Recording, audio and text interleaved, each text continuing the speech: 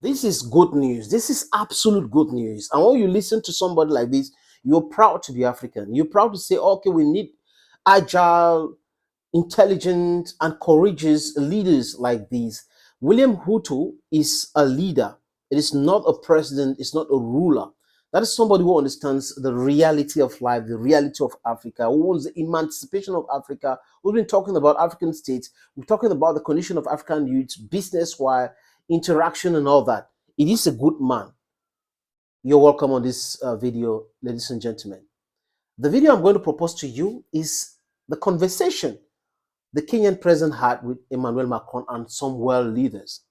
And it was truthful to himself. He was truthful to himself, the Kenyan president. Il a dit des choses telles qu'il les pensait. Et ouvertement, Emmanuel Macron semblait dire, j'aime les leaders courageux. Vous comprenez donc qu'il traite avec des patrons. Il traite avec des vassaux. Donc du coup, ces gens-là, il réfléchit pour eux. Et il les impose les désirata de la France. Et quand il voit un nouveau président, quelqu'un de courageux, quelqu'un de lucide qui lui parle du Fonds monétaire international, de la Banque mondiale, et William Ruto dit quelque chose de très important, les amis. Nous voulons contribuer dans le fonctionnement du Fonds monétaire international et de la Banque mondiale, ou en dessous ce machin. Parce que vous ne pouvez pas envoyer l'argent là-bas, vous dicter sur comment est-ce que vous pouvez donner les prêts aux gens, comment ça doit se passer et tout. La gestion, c'est toujours vous qui décidez. Non.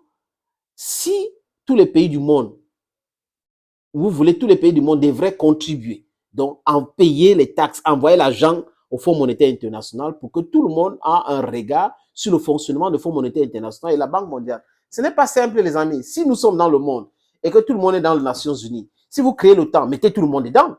Si vous créez le Fonds monétaire international, la Banque mondiale, mettez tout le monde dedans. C'est pour cette raison qu'il y a la Banque de développement des BRICS à Shanghai, aujourd'hui gérée par Dilma Rousseff. Tout le monde ne peut pas être mélangé dans votre banditisme. Ces instituts de Bretton Woods qui sont des instituts créés pour appauvrir les gens. Et aujourd'hui, tant qu'ils ne vont pas accepter, ouvrir ces organisations-là, nous allons, le peuple africain, le peuple du monde, doit conseiller son gouvernement ou des gouvernements d'arrêter d'aller prendre l'argent là-bas. Oui, parce que c'est un piège. Et vous te dites ça de façon limpide. I think let me just propose the video to you, ladies and gentlemen. Watch the video, the conversation, the hard talk William Ruto and the French president had. I'm proudly African. I'm proud of the Kenyan president. I'm proud of you, Mr. William Ruto. If you're watching this video, kudos to your back. Kudos to your back. This is what we want. We need to continue like this. We have our own realities. We have things we want, and they should not impose their way of life, their way of thinking to us. If we're in a global world, everything should be holistic. It should be global. We should introduce everybody in the global business. Au regard, les amis. So I agree with you. I want a global taxation. This is my point. You're saying it's good, but it's not what you're saying. I love having bold people, and I take the point. What we are saying is different. It's not what you're saying. You're saying it's good, but it's not what you're saying. We are not saying that we continue to have what the taxes France is paying, the taxes Kenya is paying in the current setup. Those are national issues. We need a financial transaction tax at a global level where even countries like Kenya pay. We do not want anything for free. You will pay more eventually because you have a bigger economy. We will pay commensurate to our economy. And we want those resources controlled not by IMF and World Bank. Because IMF and World Bank, you have the final say. We don't have no say. We want another organization of equals, where you have as much say because you pay as much as we do because we also pay. That's the organization we are looking for.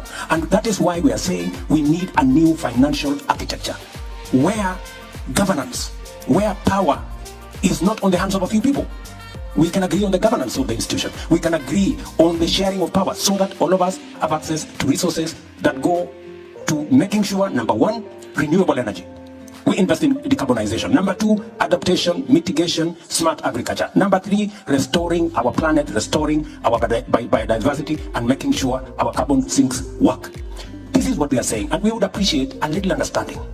We want to be, we are talking the normal. If we continue talking the normal, Emmanuel, we will never solve this problem. Things are not going forward, they're going backwards. Tokenism, installment will not solve this problem. We have a much bigger problem than the installment we are discussing here will solve. You're not hearing us. I will, if I may, I will answer you in 2 words to conclude. No, but And let me just finish one more. When Ajay was saying 1 to 5 or 1 to 1, who is 1 and who is 5? Private sector versus who is 1 and who is 5? Private sector mobilization for every dollar of money that comes in. Surely, Ajay, how do you persuade the private sector to bring their money for public good? Private sector is driven by profit, my friend. I mean, unless you persuade me otherwise. You got it. Le message, en fait, c'est une discussion sur le fonctionnement des instituts de Bretton Woods. Et le président kenyan dit ceci, William Ruto, il faut nous respecter. Vous ne pouvez pas décider de ce qui est bien pour nous et ce qui est bien pour vous. Et si nous sommes dans un monde et que nous tous nous sommes concernés par des choses qui se passent sur cette terre et qu'on a des institutions comme la Banque mondiale et le Fonds monétaire international, il faut avoir un impôt que tout le monde va payer. Oui, nous allons payer par rapport à nos différentes économies. C'est normal, les économies plus développées vont payer en certains niveaux, d'autres vont payer, mais que tout le monde paye pour que tout le monde ait un droit de regard sur le fonctionnement, sur le management même de ces institutions-là. Et c'est clair. Et il a appelé Emmanuel. Donc, vous voyez, si c'est un président comme Ouattara, il va dire, Monsieur Macron, des présidents de l'Afrique centrale, vous voyez, non, Monsieur Macron, c'est pour lui dire que nous sommes des amis, on est en train de causer. On doit se respecter et il faut enlever ces différents codes de langage hypocrite là. Vous voyez les gens alors que vous ne les respectez pas.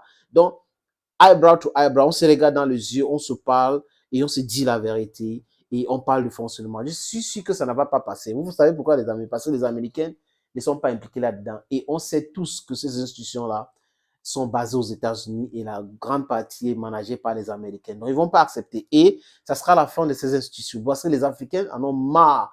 Ils vont maintenant aller emprunter l'argent dans l'organisation de BRICS. Et peu à peu, les pays qui vont intégrer le BRICS seront membres de ce fonds monétaire de BRICS qu'on appelle SND, quelque chose comme ça, qui est basé à Shanghai aujourd'hui, géré par Dilma Rousseff. C'est comme ça que les Africains doivent se faire respecter. Il faut les parler, il faut les dire la vérité. Et ce leader, William Ruto, parle comme ça parce qu'il sait qu'il ne veut pas s'éterniser au pouvoir. Il n'a pas comme projet politique de s'éterniser au pouvoir comme la plupart des présidents de l'Afrique centrale et des pays francophones qui ont comme premier objectif, premier programme politique, l'éternisation au pouvoir ou se faire remplacer par leurs enfants. C'est un peu comme ça, c'est vexant, c'est diminuant, mais bon, les amis, nous devrons éduquer la jeunesse, nous devrons nous éduquer, nous devrons dire non à tout cela, nous devrons se mobiliser. Les jeunes doivent faire de la politique. Oui, arrêtez, ces gens-là sont devenus secrétaires généraux, ministres à 25 ans. Et vous êtes là, vous avez 30, 40 ans, vous dites que non, ce n'est pas le moment de faire la politique. Vous vous laissez malmener par les gérontocrates. Les amis, il faut applaudir le président kenyan, William Ruto. Thank you, Mr. President. God bless you. Bye-bye.